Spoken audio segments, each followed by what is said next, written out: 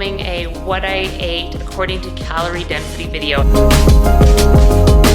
And so I'm just gonna share some recipes that I'm gonna be making for breakfast, lunch, and dinner that you could eat potentially if you're trying to lose weight or you just wanna eat according to calorie density. If you don't know what calorie density is, I'll leave a video down in the description so you can check out more of an in-depth video on the subject. But in a nutshell, it's eating lower calorie plant foods that you can have in abundance to still lose weight. So you're still at a calorie deficit, so you are gonna be losing weight, but you're having enough food so that you stay nice and full. So that's what I'm focusing on today, and really every day right now, especially because I'm trying to lose this weight after having a baby. And so let's go ahead and get into it. I'm gonna take you over here to the kitchen, and I just want to talk about a couple things before I get my breakfast going. One is that when I was pregnant, I hated coffee. It was like my biggest aversion, and I don't believe that coffee is all that great for you to be having. It can be really acidic to the body, and also it's something that can really tax your adrenals if you're having multiple cups of coffee. But I have to say that since I'm extremely sleep deprived, I have allowed it to creep back into my diet, which I'm kind of bummed about, but I'm also so tired from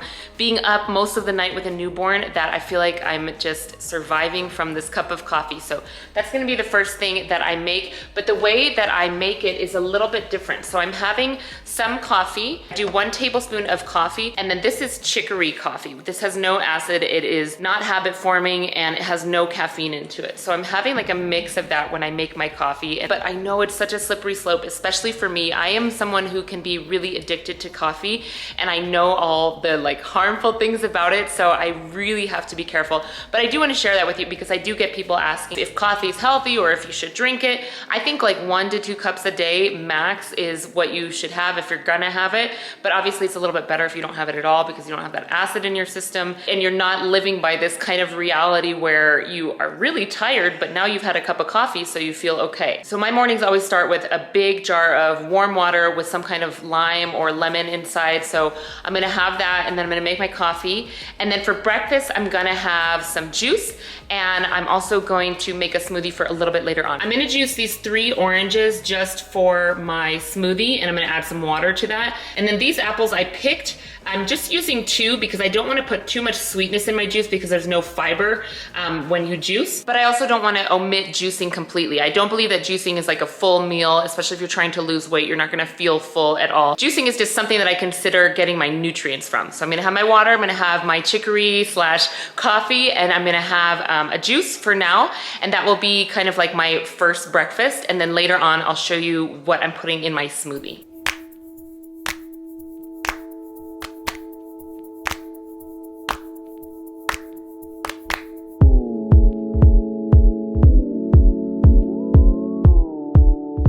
It's really beautiful. It's a little bit tart because there's not any, a lot of fruit in there, and those apples that we picked are pretty tart themselves. But that's perfect because you don't want to have a ton of fruit juice when you're trying to lose weight. Anytime I'm holding the baby, she'll spit up on me or something will happen. I did change just to feed her and have my juice, and then we will move on. Really good. I prefer a strong vegetable juice, and that's exactly how this turned out.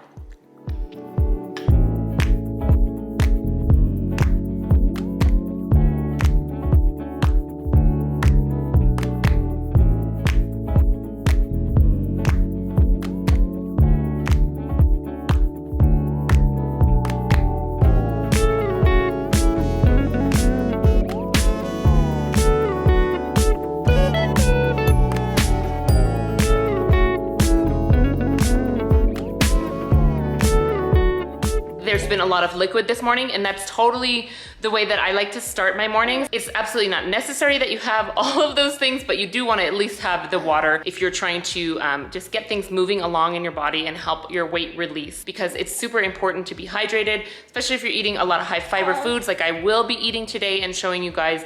Water is key. All right, so it is lunch. We've decided that we're gonna make some mashed potatoes. So I'm gonna do a mix of gold potatoes and these little baby potatoes. Right now I'm at about 2 pounds of potatoes. I think I'm probably gonna do a couple more. Potatoes are really great for weight loss because you can have quite a lot of them and feel satisfied. And they're also really comforting. And I'm gonna show you how to make a mashed potato that doesn't have any oil or butter or milk or anything like that. It's my favorite way to make mashed potatoes, and I didn't find out about it until I met Chris because it is the Polish way to make mashed potatoes. Really simple, really easy, and so comforting. I'm probably gonna add a salad with this as well, just to load up on lots of greens and just feel really full from not a lot of calories. Can we just appreciate this little moment back here?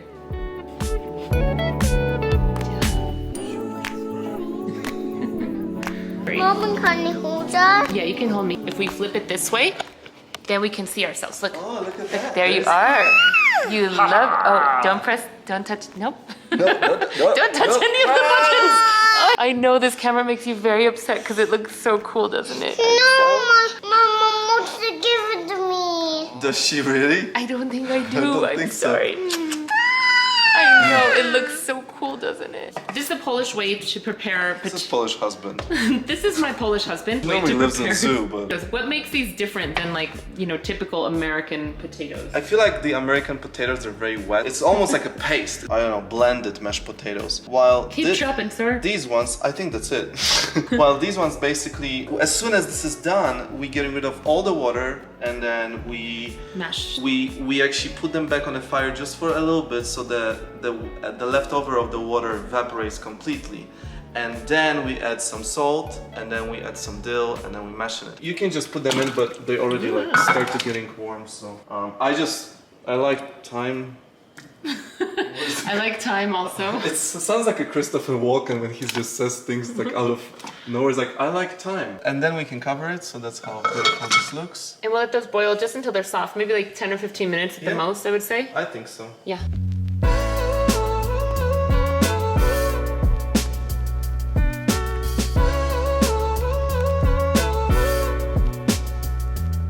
We have this dried dill. Look at those branches though. Too many branches here, but... Yeah, I think I was short on time and long on branches. Short on time or dill weed? And you really want to put a lot of that dill. It just tastes so good. When I was a kid, I hated it, and now I just like love it. Obviously, like plant-based, changing your Plant-based, changing your taste. Changing your taste, man. Just do it. Just do it. Just mash it up. Look how beautiful that is. That's literally all you do. No oil, no milk, no butter, no eggs, no nothing. And it tastes amazing. Yeah, the best potatoes ever. So here is the finished product of my lunch. I've got a really nice big salad, and this bowl is quite large. I probably fit about 3 full cups of mashed potatoes in there. So it's gonna be a really filling meal. And now we'll do a little taste test for you of the mashed potatoes. I love those. I don't know how they can come out like really consistency of like kind of like a creamy mashed potato without anything in them, but it's so simple. And then I've got my big salad here. That dressing is super easy. I did a live where I showed you 4 different salad dressings that don't contain oil. This was one of them. This one actually has no fat at all. This meal altogether, I would say probably only has about 300 calories or so, mainly from the potatoes. I'll track it to make sure and give you an accurate representation of what I'm eating, but it's a very large meal, very simple meal. Gonna keep me full for quite a long time, as well as also just go through my system, keep me energized, and also help me lose weight. Bon appetit to me and you if you choose to try this. So I just wanted to have like a little sit down chat with you guys. Whenever I make a video, I want there to be something in it that is a takeaway for you. So I've thought about a couple things throughout the day that I just want to share with you guys, and I think that it's really important to recognize whenever you're trying to lose weight, like I am right now, that you know, you want to eat to live and not live to eat. That I think is the first like mind switch that you need to do, because if you're constantly thinking about your next meal and what you're gonna have and what you can't have and why it's not gonna be as good as you think it is, then you're really not living your life, right? So I like to think about when I was a kid. I really didn't care about food. I didn't think about food all the time. It's the same with Eli. I'm like, eat your food. You need to have some food. He doesn't care. He just wants to play. He's living to live. Whereas when we're so conscious of like food and the food that we can't have, and we feel deprived if we want to lose weight, then we're kind of living to eat or living to have that next pleasure hit from our meal. And honestly, that's a little bit sad, but that's a place where a lot of us as adults are. So I think that when you eat real whole plant foods, you start to regulate that feeling again, and you eat until you're satisfied and not overly stuffed. So my goal is to eat when I'm hungry and not wait too long, eat until I'm satisfied but not overstuffed. And a great way for me personally to see what that is without counting calories or like being obsessive about it, although I am counting calories just for my own tracking sake, is to see how I feel the next morning after I've had a full day of eating. Do I wake up feeling groggy? Do I wake up still feeling full from the night before? Or do I wake up light and energized, either satisfied from the food yesterday or a little bit hungry and ready to have breakfast?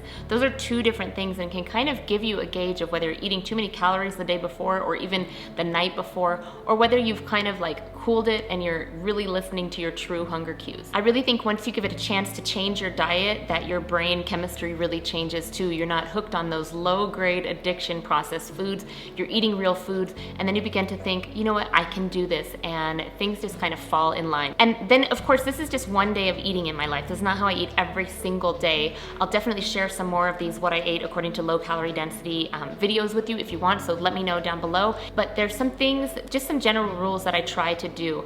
And one is just having a big salad every day, or making sure that I start my meal with either a salad or have some kind of vegetable-based soup or fruit. Those things are always gonna fill you up. At every meal, make sure I'm having lots of veggies, because veggies are low in calorie, high in nutrients, and they're gonna make you feel full because of the fiber content. And you just wanna make sure that you're having lots of vegetables at every single meal. It's gonna be helpful for weight loss. Of course, doing your best to eliminate any added oils or processed foods, processed sugars. And then for me, this is not for everybody. Some people do really well with having lots of starches in their day, but if you're not seeing like a ton of weight loss and you wanna ramp it up a notch, something that you may wanna look at or just reevaluate is how often are you eating breads or muffins or pasta? Maybe they're even whole grain and maybe they're good for you ingredients, but you're not seeing the weight loss you wanna see. It might be time to decrease that. I know for myself personally, if I'm trying to lose weight, I try not to have a lot of bread type products, because in my body, it just does not work well for weight loss. And you know, once you get through like that 3-day hump of doing something new, you realize, okay, I'm not gonna die, I can do this. And for me personally, I know that's when I start to see results. And then also just exercising when you can. I can't right now, but I am starting to go on little walks, even just 30 minutes a day. It makes my head clear and it makes me feel better, but when I can ramp up my exercise, I'm really looking forward to that. And then just the most simple of things that we don't listen to our body about is eat when you're hungry, stop when you are satisfied, and don't eat again until you're hungry. Sounds so stupid, right? But it's so true, and we really have overridden those signals that our brain tells us. So really cue into those things. Anyways, those are some things that I was thinking about today that I thought might be helpful to some people out there. So if you found any of those tips helpful, leave a thumbs up in the comment below, and let's get back into my day.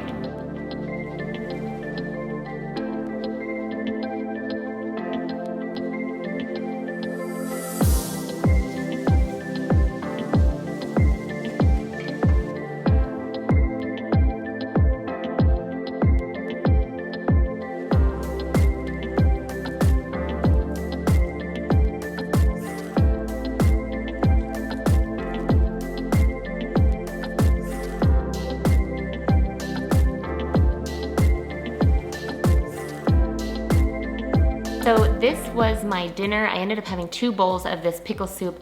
It was so delicious. I hope you guys try it out. If you do, let me know down in the comments below.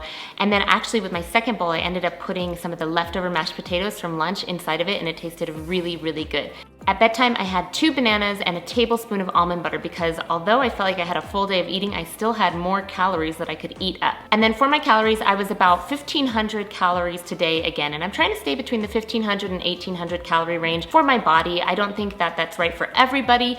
I'm just showing you what's working for me. I kept my fat around 11%, my carbs at 76%, and my protein at 12%. Everybody might vary a little bit differently, but if I have the majority of my foods coming from carbs like fruits and vegetables and whole grains and beans and legumes, and then a little bit of fat, and the protein just comes naturally, that seems to work the best for my body and the clients that I work with. All right, you guys, so that is what I ate today regarding low calorie density foods. As you can see, it just makes your eating really simple. I'm not doing anything crazy here. I feel like anybody can do this. If you feel like you have, you know, a cooking gene, or you are completely inept in the kitchen, anybody can eat like this. And it's a great way to lose weight. I'm very full. Slowly but surely, I am starting to lose the weight, and I'm just really sticking to this. Is there moments where I kind of feel like, yeah, I wanna have like something baked. I love baking, but you know what? I'm just looking at the long term of this, and I really want to get in shape and feel really great. So this is such an easy way to go go about it, because I don't feel deprived at all, and I know that I'm not just going to, once I get to my goal weight, then just snap back and eat whatever I want, because this is truly a lifestyle. It's a really easy way to eat. And again, I'll leave the pickle soup recipe down below so you can try that out. It's very filling, very good, and it lasts in the fridge for a few days, so you can have it throughout the week if you make it at the beginning of the week. So it's something that you can totally meal prep ahead of time. If you enjoyed this video, give it a thumbs up and make sure you're subscribed to just kind of keep tabs on my weight loss journey and all kinds of recipes that I have coming up. I've of course got tons more videos to come for you guys. If you have any requests, I love doing requested videos, so let me know what you want to see from me. Thank you so much for watching, and I will see you guys next time. Have a great day. Bye.